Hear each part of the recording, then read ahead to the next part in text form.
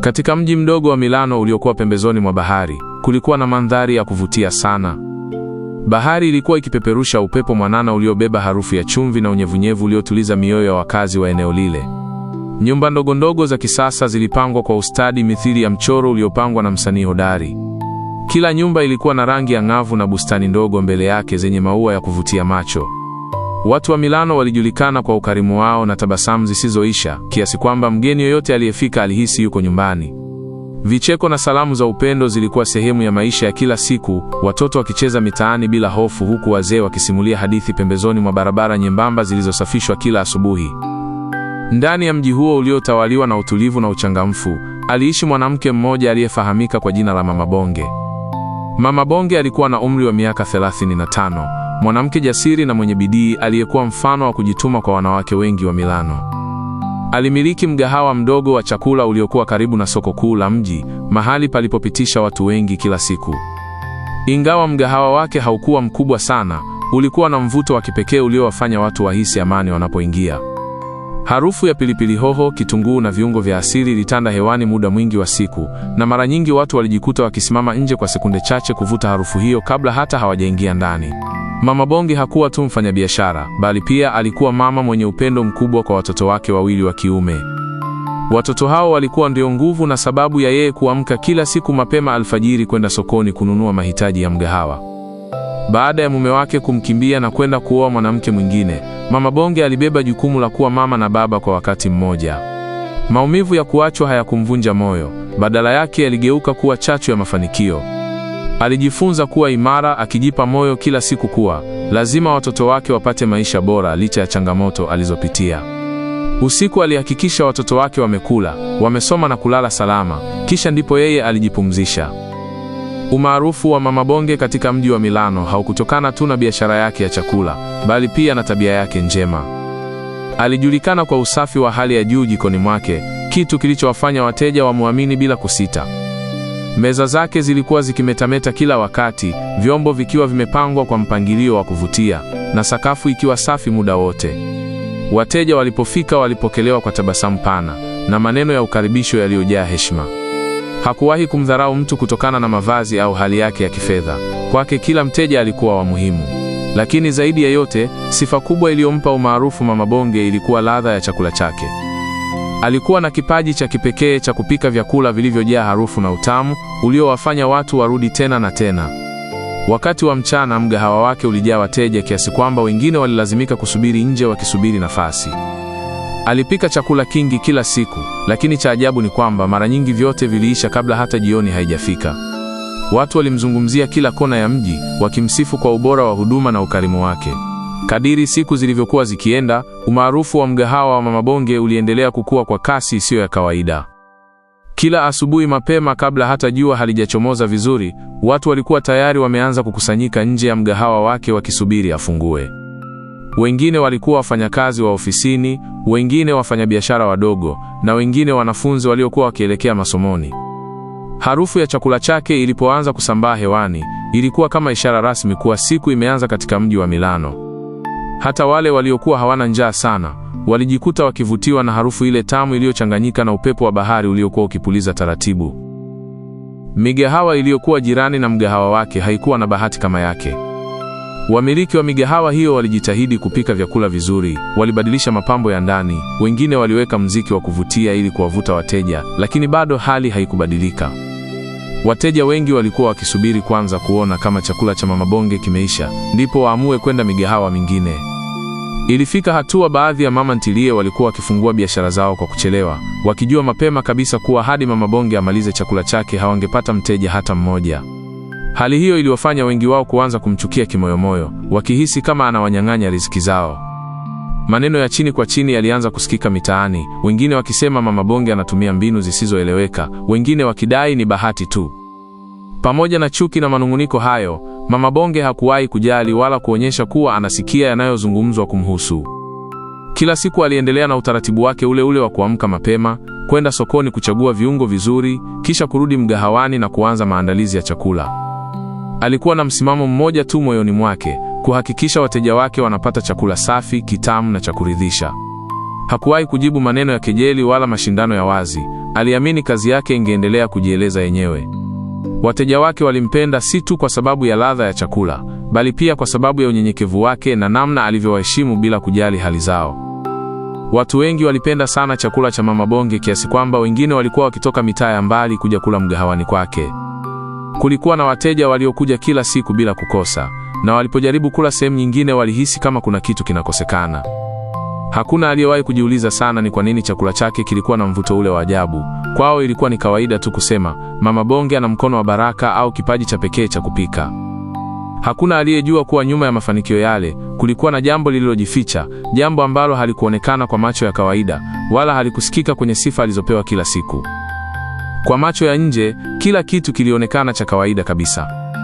Mwanamke mwenye bidii, mgahawa safi, chakula kitamu na wateja wengi. Hiyo ndio picha iliyokuwa ikionekana kwa kila aliyepita pale. Lakini ndani kabisa ya kuta za mgahawa ule mdogo, kulikuwa na siri kubwa iliyokuwa imejificha kama kivuli, kisichoonekana mchana. Siri hiyo haikuonekana kwenye sufuria zilizojaa chakula, wala kwenye tabasamu la Mama Bonge alipowakaribisha wateja. Ilikuwa siri iliyokuwa imefichwa kwa ustadi, siri ambayo hakuna hata mmoja katika mji wa Milano aliyewahi kuigundua. Na kadiri siku zilivyopita na mafanikio yake kuongezeka, ndivyo siri hiyo ilivyozidi kukua kimya kimya, ikisubiri siku moja ifichuke na kubadilisha kabisa taswira ya mwanamke ambaye kila mtu alimuona kama mfano wa mafanikio na uaminifu. Miaka miwili nyuma, kabla ya mafanikio makubwa ya Mama Bonge, hali haikuwa kama ilivyoonekana sasa. Mgahawa wake ulikuwa kimya muda mwingi wa siku, meza nyingi zikiwa tupu huku vyombo vikiwa vimepangwa vizuri bila mtu wa kuvitumia. Siku moja jioni, upepo wa bahari ulivuma kwa utulivu, lakini moyoni mwa Mama Bonge kulikuwa na mawimbi ya huzuni. Alikuwa amekaa kwenye kiti cha plastiki pembeni ya mlango wa mgahawa wake, macho yake yakiwa mekundu kwa machozi. Sufuria zilikuwa bado zimejaa chakula ambacho alikipika kwa matumaini makubwa asubuhi ile, lakini hakuna mteja aliyekuwa ameonekana zaidi ya mmoja au wawili. Alipokuwa ameinamisha kichwa chake akijilaumu kimoyomoyo, ghafla alisikia sauti ya mtu akimuita kwa upole. Ilikuwa ni rafiki yake wa karibu aliyejulikana kama Mama Jack.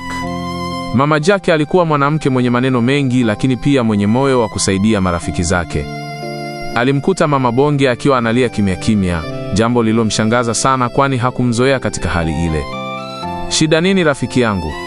Mbona unalia hivi?" Mama Jack aliuliza huku akimshika begani kwa huruma.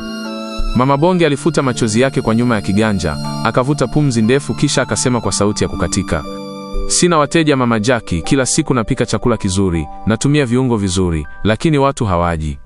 Mwisho wa siku namwaga chakula chote. Sijui nimekosea wapi." Mama Jack alikaa karibu naye, akimtazama kwa macho ya kumtia moyo. "Lakini chakula chako ni kitamu, hata mimi najua. Inawezekanaje watu wasije?" aliuliza kwa mshangao. Mama Bonge alitikisa kichwa kwa huzuni. "Hata mimi sielewi. Nimejaribu kushusha bei, nimejaribu kubadilisha menyu, lakini bado hali ni ile ile. Wakati mwingine nahisi labda bahati yangu imefungwa." Mama Jack alinyamaza kwa sekunde chache kana kwamba anafikiria jambo fulani la siri. Kisha akainama kidogo na kusema kwa sauti ya chini, "Rafiki yangu, kuna mambo mengine si ya juhudi tu, wakati mwingine ni nguvu za ziada zinahitajika." Mama Bonge alimwangalia kwa mshangao. "Unamaanisha nini?" Mama Jack alisita kidogo kabla ya kujibu. "Kuna mzee mmoja anamfahamu, mganga maarufu sana. Watu wengi wamepata msaada kwake. Labda akikuona anaweza kukusaidia biashara yako." Mama Bonge alikunja uso kwa mashaka.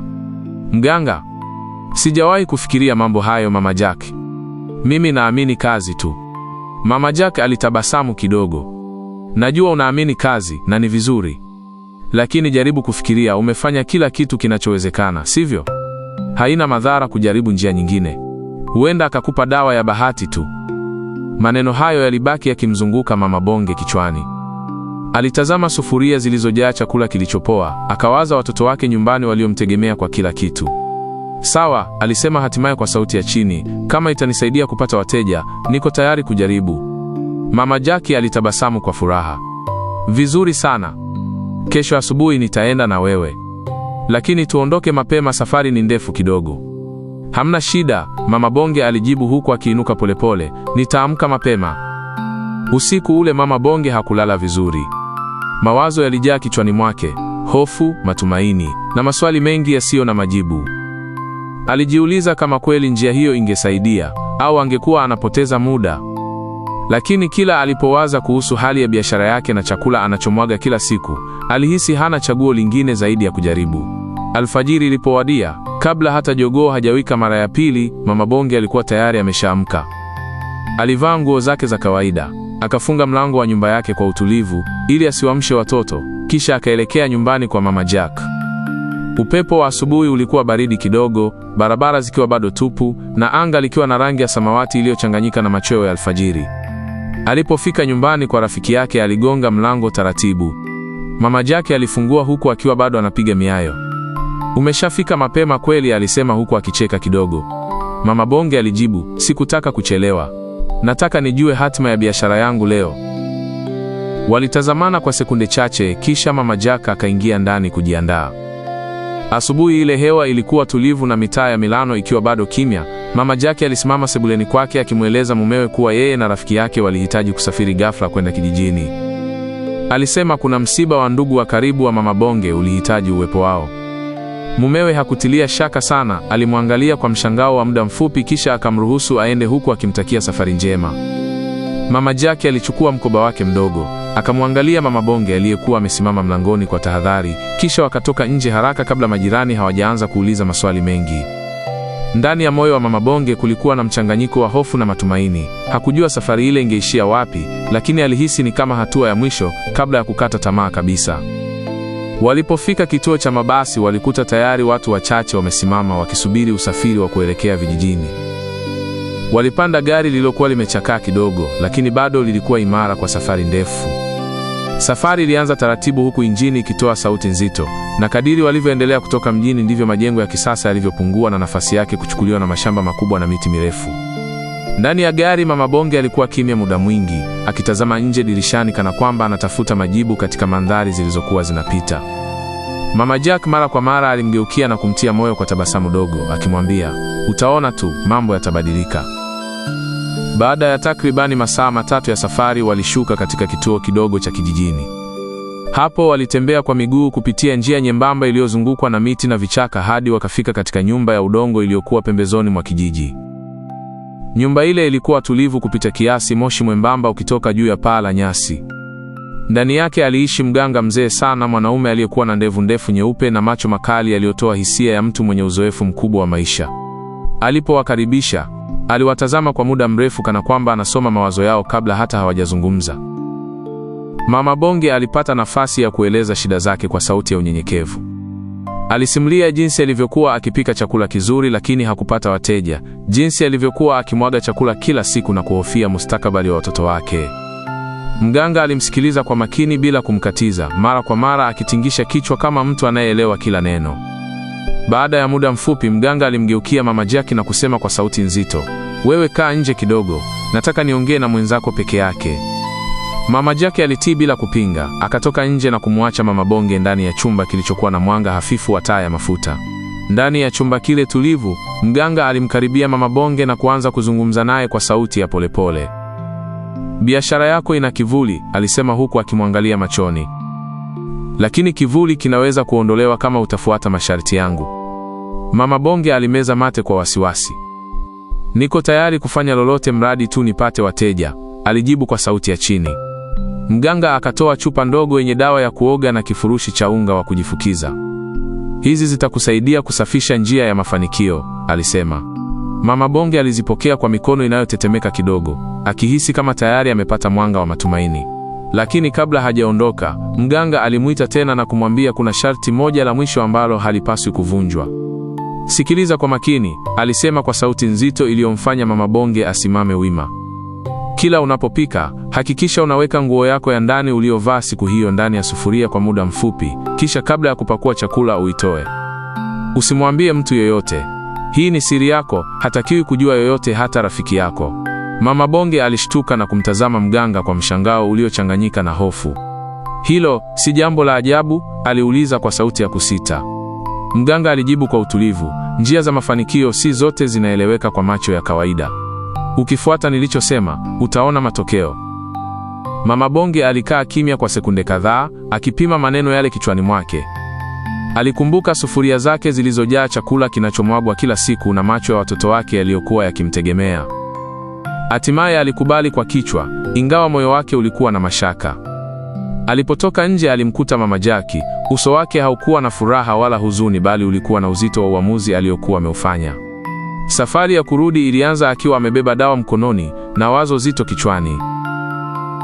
Kuanzia siku ile waliporudi kutoka kijijini, maisha ya Mama Bonge yalianza kubadilika taratibu kwa namna ambayo hata yeye mwenyewe hakuwahi kuitegemea. Kila alipokuwa akijiandaa kupika chakula chake, alihakikisha amefunga mlango wa jikoni kwa ndani na kubaki peke yake. Alifanya mambo yake kwa siri kubwa, akifuata masharti yale aliyopewa bila kumwambia mtu yoyote. Hata watoto wake hawakuwahi kujua kilichokuwa kinaendelea. Moyoni mwake kulikuwa na mchanganyiko wa hofu na matumaini, lakini kila alipokumbuka jinsi alivyokuwa akimwaga chakula kila siku zamani, alijipa moyo na kuendelea na utaratibu ule ule kimya kimya. Siku za mwanzo hakukuwa na mabadiliko makubwa, lakini kadiri muda ulivyopita, jambo la ajabu lilianza kuonekana.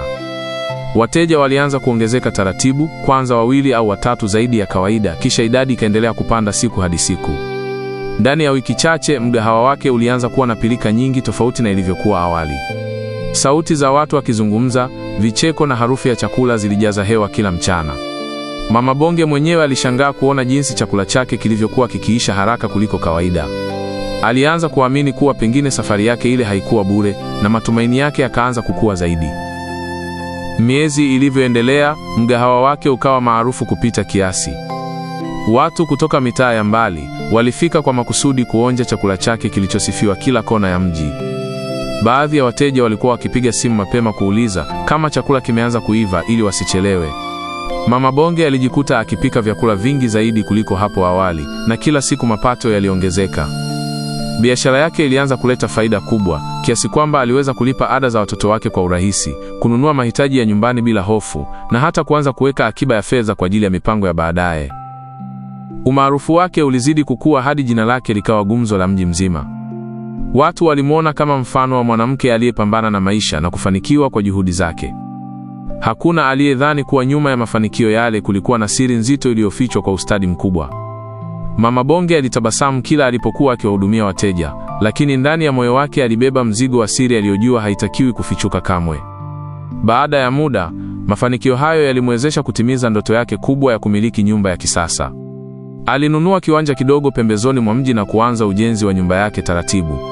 Kila tofali lililopangwa lilimpa furaha na kumbukumbu ya safari ndefu aliyopitia. Hatimaye nyumba ilikamilika, kubwa, yenye rangi nzuri na madirisha makubwa yaliyopenyeza mwanga wa jua kila asubuhi. Watoto wake waliruka kwa furaha walipoiona mara ya kwanza, wakikimbia vyumba hadi sebuleni huku wakicheka kwa sauti. Siku ya uzinduzi wa nyumba yake, Mama Bonge aliandaa sherehe ndogo lakini ya heshima. Alialika ndugu wachache, majirani na marafiki wake wa karibu kusherehekea mafanikio yale. Meza zilipangwa vizuri, mziki wa taratibu ukachezwa na chakula kingi kikaandaliwa kama kawaida yake. Watu walimpongeza kwa juhudi zake na kumtakia mafanikio zaidi. Miongoni mwa wageni waliokuwepo alikuwa Mama Jackie, aliyekuwa akitabasamu kwa fahari kana kwamba naye ni sehemu ya ushindi ule.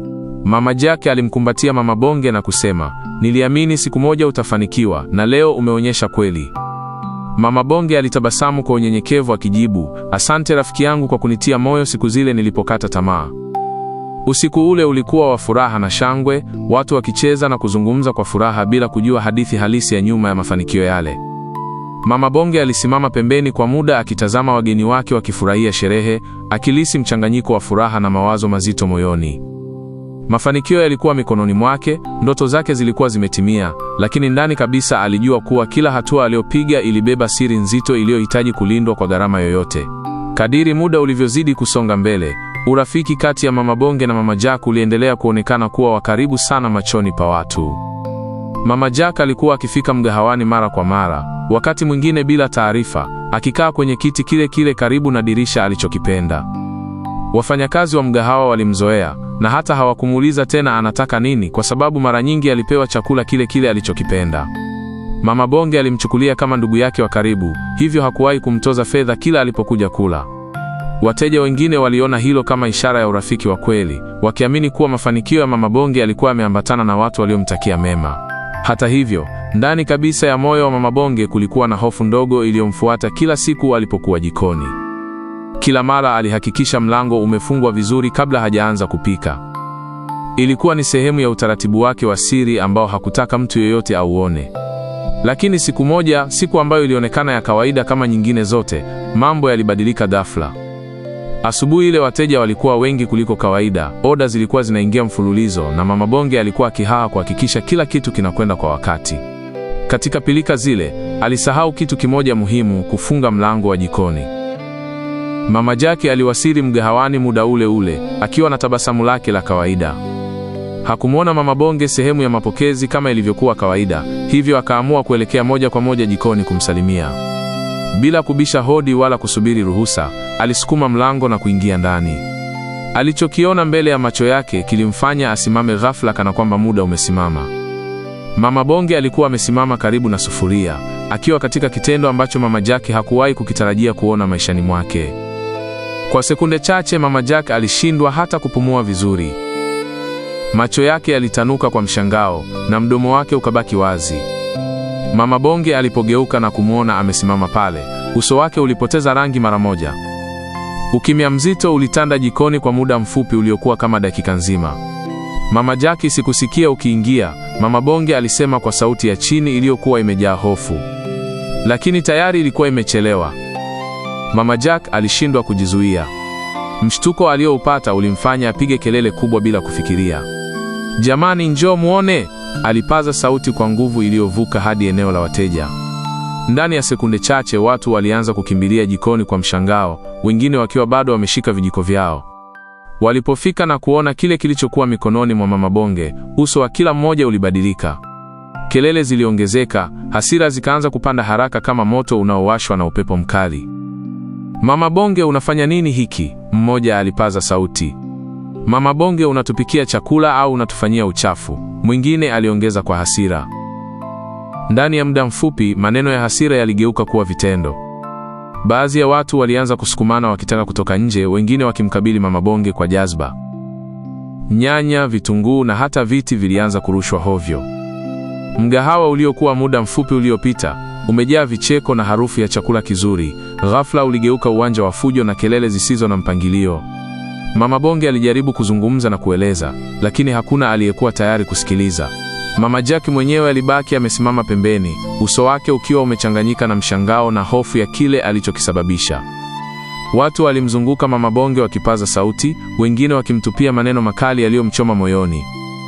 Siku ile iligeuka kuwa mwanzo wa mwisho wa siri iliyokuwa imefichwa kwa muda mrefu. Ndani ya dakika chache tu, sifa njema aliyojijengea kwa miaka ilianza kuporomoka mbele ya macho yake, na mgahawa wake uliokuwa chanzo cha fahari ukageuka kuwa eneo la fedheha kubwa iliyotikisa mji mzima wa Milano. Kelele zilikuwa nyingi kupita kiasi ndani na nje ya mgahawa ule. Watu walikuwa wamejaa kila kona, wengine wakipaza sauti kwa hasira huku wengine wakijaribu kusukumana ili waone kilichokuwa kinaendelea. Mama Bonge alijikuta katikati ya umati wa watu waliokuwa na jazba kali, kila mmoja akihisi amedanganywa na kudharauliwa. Maneno ya lawama na matusi yalirushwa hewani kama mvua ya mawe. Baadhi ya watu walimshika mikono, wengine wakimsukuma huku wakimwambia maneno makali yaliyomchoma moyoni. Alianguka chini mara kadhaa akijaribu kujilinda, lakini hasira za watu hazikuwa rahisi kuzimika. Dakika zilivyopita, hali ilizidi kuwa mbaya zaidi. Mgahawa uliokuwa chanzo cha sifa na mafanikio uligeuka kuwa eneo la vurugu na fedheha. Viti vilikuwa vimetupwa ovyo, sahani zilivunjika na chakula kilimwagika sakafuni. Watu waliokuwa nje walisikia kelele na kukimbilia ndani, jambo lililoongeza msongamano na vurugu. Hatimaye, baada ya muda mfupi uliokuwa kama saa nzima kwa Mama Bonge, gari la polisi lilifika kwa mwendo wa kasi likiwa na milio ya king'ora. Maafisa walishuka haraka, wakaanza kuwatuliza watu na kumtoa Mama Bonge katikati ya umati ule uliokuwa umejaa hasira. Alipoingizwa kwenye gari la polisi, machozi yalikuwa yakimtoka bila kujizuia. Wateja wake wa zamani waliokuwa wakimsifu kila siku sasa walimgeukia kwa hasira na matusi. Safari ile ya kuelekea kituo cha polisi ilikuwa ndefu moyoni mwake kuliko umbali halisi wa barabara. Kila tukio la siku ile lilikuwa likimrudia kichwani kama ndoto mbaya isiyoisha. Alifikiria watoto wake, biashara yake na sifa aliyojenga kwa muda mrefu, vyote vilionekana kuporomoka kwa wakati mmoja. Siku ya kesi ilipofika, mahakama ilikuwa imejaa watu waliotaka kusikia ukweli wa tukio lile lililozungumziwa kila kona ya mji. Mama Bonge alisimama mbele ya hakimu akiwa ameinamisha kichwa, sauti yake ikiwa dhaifu lakini wazi. Alipotakiwa kueleza kwa nini alifanya kile alichofanya, alinyanyua macho yake polepole na kusema, sikufanya kwa nia mbaya, nilikuwa natafuta njia ya kuokoa biashara yangu. Rafiki yangu Mama Jackie ndiye aliyenishauri na kunipeleka kwa mganga. Mganga ndiye aliyeniambia nifanye hivyo. Maneno hayo yalileta ukimya mzito ndani ya chumba cha mahakama. Watu wote waliinua vichwa vyao na kumtazama Mama Jack aliyekuwa amekaa upande wa nyuma. Macho mengi yalielekezwa kwake kwa mshangao na maswali yasiyo na majibu. Mama Jack alihisi joto likimpanda usoni, mikono yake ikaanza kutetemeka na moyo wake ukidunda kwa kasi. Hakutarajia kabisa jina lake litatajwa hadharani. Alijaribu kuinamisha uso wake chini, lakini ilikuwa tayari imechelewa. Macho yote yalikuwa juu yake. Baada ya ushahidi na maelezo kusikilizwa, hakimu alitoa uamuzi. Mama Bonge alihukumiwa kifungo cha miaka 2 jela kwa kosa la kuhatarisha afya ya jamii. Uamuzi huo ulimvunja moyo, lakini ndani yake alijua kuwa matendo yake yalikuwa na matokeo yasiyoweza kukwepeka. Alipotolewa nje ya mahakama, machozi yalitiririka tena. Safari hii si kwa hofu bali kwa majuto mazito yaliyomkaba koo. Wakati huo huo, nje ya mahakama na mitaani, habari zilianza kusambaa kwa kasi. Jina la Mama Jack lilianza kuzungumzwa vibaya kila kona. Majirani walimwangalia kwa jicho tofauti, wengine wakinong'onezana kila alipopita. Ndani ya nyumba yake hali haikuwa tofauti. Mumewe alishindwa kuvumilia presha na aibu iliyokuwa imejaa kila mahali. Siku moja alimwambia wazi kuwa hawezi kuendelea kuishi naye tena kutokana na fedheha iliyokuwa imegubika familia yao. Mama Jack aliondoka nyumbani akiwa amebeba begi dogo na moyo mzito. Alirudi kijijini kwao akiwa amejaa majuto na mawazo mengi yasiyo na majibu. Kila hatua aliyopiga ilimkumbusha siku ile aliyopiga kelele jikoni, tukio lililogeuza maisha ya watu wawili kwa wakati mmoja. Mji wa Milano uliendelea na shughuli zake, lakini hadithi ya Mama Bonge na Mama Jack ilibaki kama somo kali lililokumbusha watu kuwa njia za mkato za mafanikio mara nyingi huja na gharama kubwa isiyotarajiwa. Na hapo ndio tunamaliza simulizi yetu ya Mama Bonge, hadithi ya mafanikio, siri na matokeo yasiyotarajiwa. Tumeona jinsi juhudi na tamaa ya mafanikio yanaweza kuleta baraka, lakini pia jinsi siri zisizoeleweka zinaweza kuleta shida kubwa. Ikiwa simulizi hii imekufanya ucheke, kujiuliza au hata kushangaa, usisahau kutoa like, comment, share na subscribe ili tuendelee kuleta hadithi zaidi kama hii. Kila mmoja anaweza kujifunza somo fulani kutoka kwa Mama Bonge, kuwa makini na maamuzi na kuelewa kuwa kila hatua ina matokeo yake. Asante sana kwa kutazama na kuwa nasi katika safari hii ya mafanikio, siri na majuto. Kwaheri.